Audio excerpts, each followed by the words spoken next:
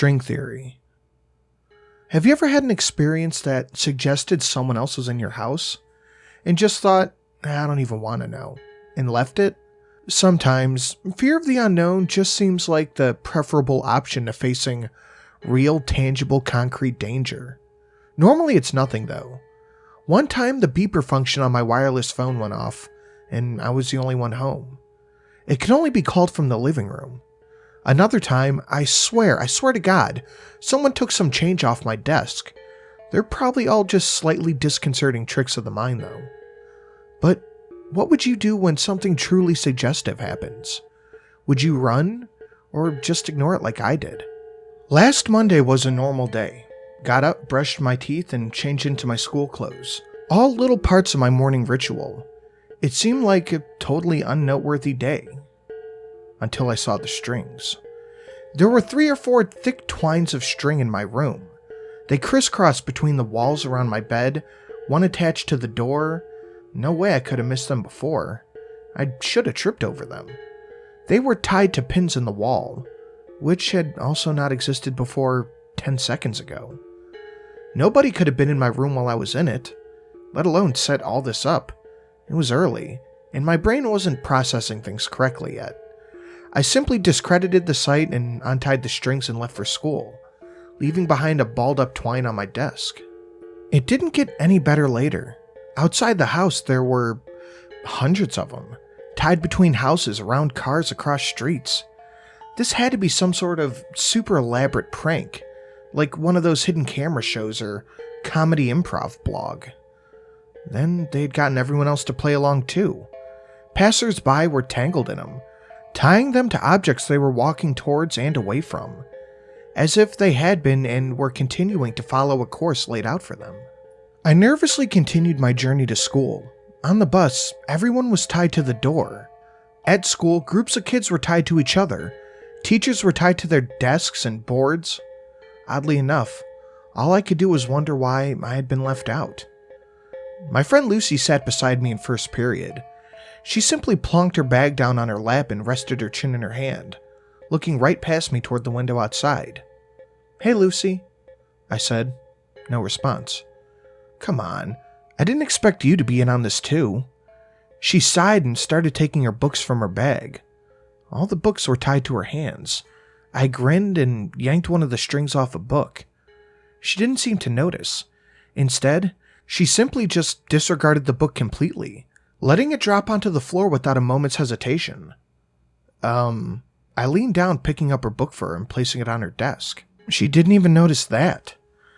Well, if that's how we're going to play it, I smiled, trying to look playful, but really just trying to hide my nervousness.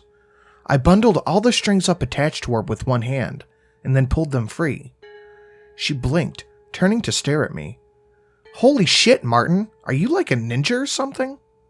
"I've been sitting here for 10 minutes, I smiled again, relieved my friend had finally noticed me. "Where did all those strings come from?" she gasped, seeming to notice them for the first time. I just kind of assumed you were all fucking with me." She stood up, backing into the corner. No one else in class noticed. "They weren't here just a minute ago. Do you see them too?" Her tone made it clear that she was genuinely scared. "No, didn't you?" I was interrupted by my teacher slamming the door behind her. Everyone except me and Lucy murmured good morning.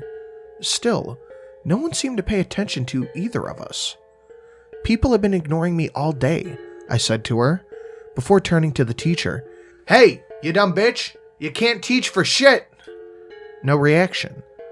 I'm getting away from all this shit. Lucy pulled a few strings aside and left class. I followed, and surprise, surprise, nobody noticed. We wandered the corridors, leaving and entering classes as we saw fit. Whatever we untied, a chair or a book or whatever from someone else, it was like it suddenly didn't matter to them. Like it didn't even exist. I showed her the streets outside. There were more strings than when I came in this morning, like twice as many. We carefully picked our way through the tangle, making our way to a nearby coffee shop. Not particularly grand, I know, but what would you do in our situation? As I said, the fear of not knowing sometimes seems like the safer option. On a few occasions, I suggested that we untie a few people. Lucy was opposed to it, remembering how terrified she had been. In the coffee shop, we grabbed a couple of sandwiches and drinks out of the fridge.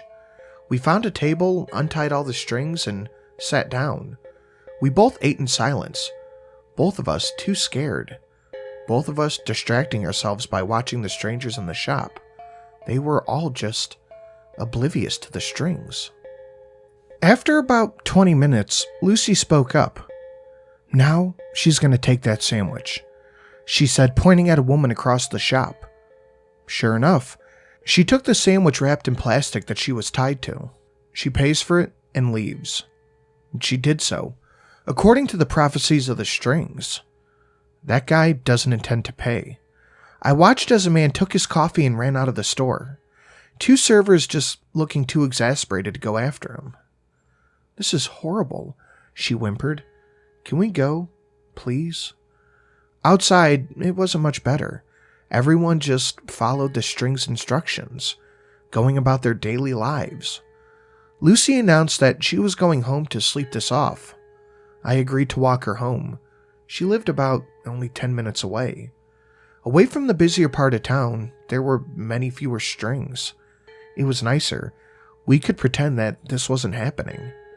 When we turned onto Lucy's street, she stopped me, her mouth falling open. "What now?" I broke the silence, my voice sounding surprisingly small. "Look." She pointed outside of one of her neighbor's houses. "And I'll take my memory of that moment with me till the day I die." A little dark imp, maybe 3 feet tall, walking along with its knuckles on the ground almost like a monkey.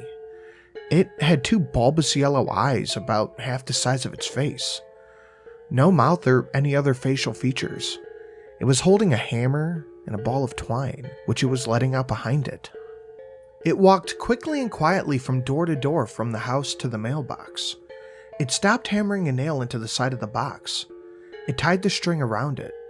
It turned to face us, and it stopped when it spotted us. My bottom fell out even further than it already had been, but it just stared at us with a look of surprise and curiosity. You could almost say that it was the more frightened one. Suddenly, it beckoned us with its tiny little hand. I looked at Lucy. She hadn't moved. I looked back at the imp, which stared at me. I halved the distance between us, and then halved it again. It wasn't the fear of the unknown anymore. It was fear of this little guy. It didn't seem like anything to be scared of. When I was about a meter away from it, it extended its hand. Hi. I shook it. It nodded in approval, blinking its massive yellow eyes up at me. "So you're the one in charge of the strings?" It nodded eagerly. I called Lucy over, but she stayed where she was. "There are more of you?" Another nod. I wanted to ask it so many questions about what it was and where it came from, but it seemed for now that it was only yes or no questions. Do we even have free will?" It just looked at me, almost sadly. I immediately felt sick to my stomach, and I couldn't bear looking at this little monster anymore. I grabbed Lucy, who had been listening to our conversation, and now sat on the curb with her head in her hands. "Come on," I said. We entered her house, and I made her a cup of tea. When I found her in the living room, she had untied her dog and was curled up with it, crying. I sat the tea down and sat beside her.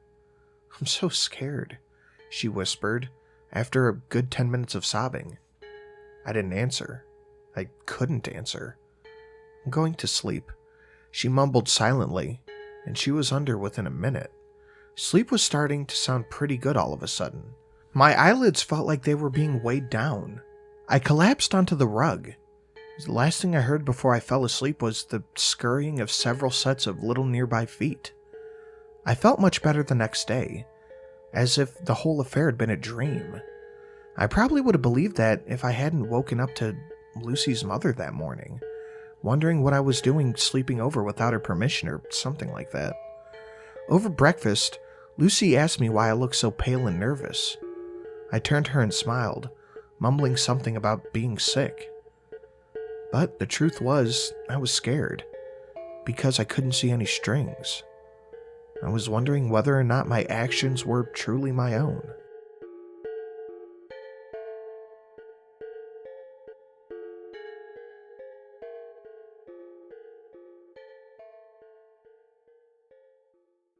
Well, that's enough to send you into some kind of existential crisis. Holy shit. Eesh. That is quite the story. I would like to thank all of the lovely, amazing patrons currently listed on screen right now. Dan R, Neophyte Games, Chaos X, Mr. Swiston, Official Jerboa, JY Pyromancer, Hayden MH, Ethan A, Daniel H, Maximilian Charles P, Deneen H, Go Cute Puppy LLC, and welcome new patron Young Sykes. Guys, thank you so much for all your support. I really appreciate it. A Patreon post is going up today or tomorrow, so make sure you go check that out.